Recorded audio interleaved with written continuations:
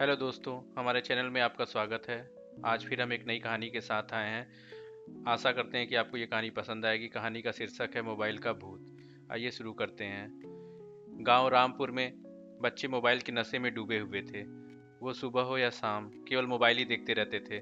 उनके माता पिता भी उन्हें रोज समझाते थे कि बेटा मोबाइल मत देखो, इससे स्वास्थ्य खराब हो जाता था, पर वो मानने को तैयार ही नहीं थे। एक रात रवि और उसके तीन दोस्त, उनके तीन दोस्तों का नाम था अमन, सुरेश और दीपक, देर रात तक मोबाइल देख रहे थे। तभी उन्हें एक वीडियो दिखा। वीडियो में एक अजीब सी आवाज भी आई। अगर तुम यह वीडियो देख रहे हो तो समझो तुम्हारी गिनती शुरू हो गई हो। आधी रात के बाद तुम अकेले नहीं रहोगे, कोई आएगा और तुम्हें अपने साथ ले जाएगा, या तो तुम्हें मार देगा। इस पर रवि को हंसी आ गई। वो बोला, अरे यार, ये तब तो एक मजाक है, इसको छोड़ो।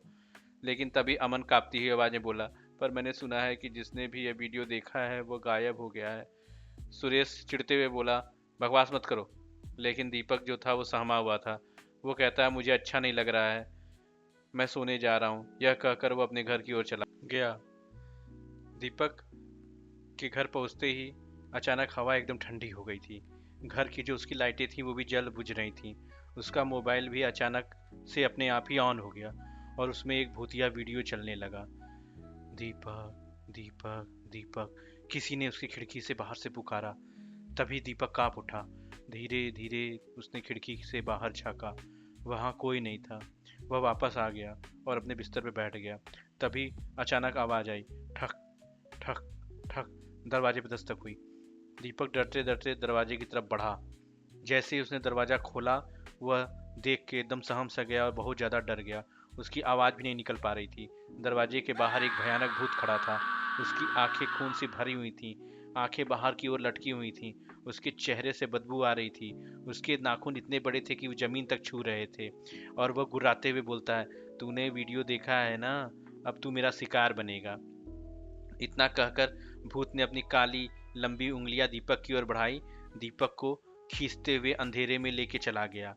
और एक दीपक की एक छोटी सी आवाज, आह की आवाज आई, और उसके बाद उसकी कोई आवाज बाहर नहीं आई। सुबह दीपक की माँ उसे ढूंढते हुए आई और कमरे में दीपक नहीं था। उसके पिता भी आए, उन्हें भी दीपक नहीं मिला।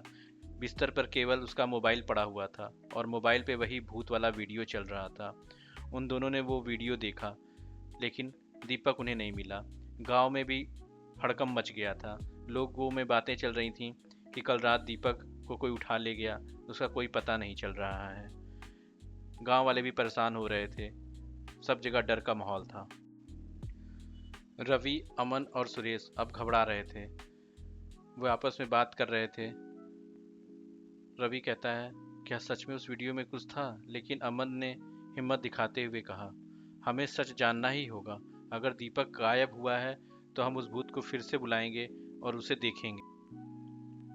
अगली रात तीनों दोस्त दीपक के घर में इकट्ठा हुए। वे अपने मोबाइल पर वही वीडियो दोबारा देखने लगे। रात के 12 बज चुके थे। अचानक दरवाजे पर वही आवाज आई, ठक ठक ठक।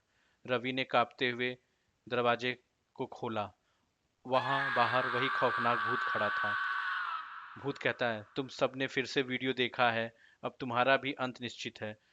भूत ने गुस्से में हाथ बढ़ाया और हवा में अजीब सी गूंज उठी। बचाओ! अमन चीखा, लेकिन भूत ने एक झटके में ही उसे अपनी लंबी काली जीभ से लपेटा और अंधेरे में खींच लिया। अब सिर्फ रवि और सुरेश ही बचे थे। वे दोनों बहुत ही बुरी तरह से कांप रहे थे और डर के मारे उनके हालात भी बहुत खराब दिख रहे थे। उस गांव में एक साधु बाबा भी रहते थे। उनके पास दिव्य शक्तियां थीं। अचानक हवा में घंटियों की आवाज होने लगती है। मंदिर की दिशा से एक तेज प्रकाश आता है और गांव वाले साधु बाबा वहां प्रकट हो जाते हैं। वे कहते हैं, ठहर जा दुष्ट आत्मा। साधु बाबा की गरजती आवाज सुनकर भूत पीछे हट जाता है। भूत कहता है, तुम कौन हो? साधु बाबा कहते हैं, मैं वह हूँ जो तुझे इस दुनिया से मिटा देगा। बाबा ने गंगा जल से भरा कमंडल उठाया और भूत पर छिड़क दिया। भूत तड़पने लगता है, लेकिन वह पूरी तरह से मरता नहीं है। गुस्से में भूत भी अपने दोनों हाथ उठाता है और उसके हाथों में आग का गोला प्रकट हो जाता है और वे साधु बाबा के ऊपर फेंकता है। एक के बाद एक वो आग के गोले को बाबा की तरफ फेंकता जा रहा था, लेकिन बाबा पर इसका कोई असर नहीं होता है।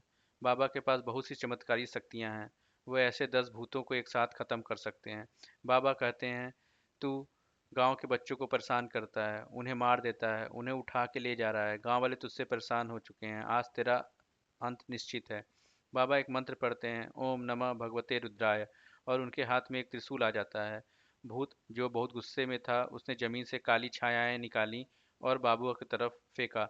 लेकिन बाबा त्रिशूल घुमाते हैं और तेज बिजली चमकती है। भूत जोर से चीखता है। बाबा पर हमला करने के लिए वह कूद पड़ता है, लेकिन बाबा ने त्रिशूल सीधे उसके सीने के बीचों बीच घोंप दिया। भूत की डरावनी चीखों से पूरा गांव गूंज उठा। उसका शरीर जलने लगा, वो काले धुएं में बदल जाता है। थोड़ी देर में काला धुआं छट जाता है और आकाश एकदम साफ हो जाता है। रवि और सुरेश बाबा के तरफ भागकर आते हैं और उनके पैरों के पास बैठ जाते हैं। बाबा ने उनकी ओर देखा और कहा, यह भूत उन बच्चों को पकड़ता था जो मोबाइल में ज़रूरत से ज़्यादा घुसे रहते थे। अगर तुमने इसे अपनी आदत बना लिया तो अगली बार कोई तुम्हें बचाने नहीं आएगा। रवि और सुरेश ने बाबा के चरणों में गिरकर माफ़ी मांगी और कसम खाई कि अब वे मोबाइल का सही इस्तेमाल करेंगे। गांव में फिर से शांति आ गई, लेकिन अभी भी रात को जब हवा चलती है तो लोग कानाफूसी करते हैं, कहीं वह भूत फिर से वापस तो नहीं आ जाएगा। यहीं पर यह कहानी ख़त्म होती है। धन्यवाद दोस्तों। अगर आपको ये कहानी पसंद आई है तो कृपया हमारा चैनल सब्सक्राइब करें।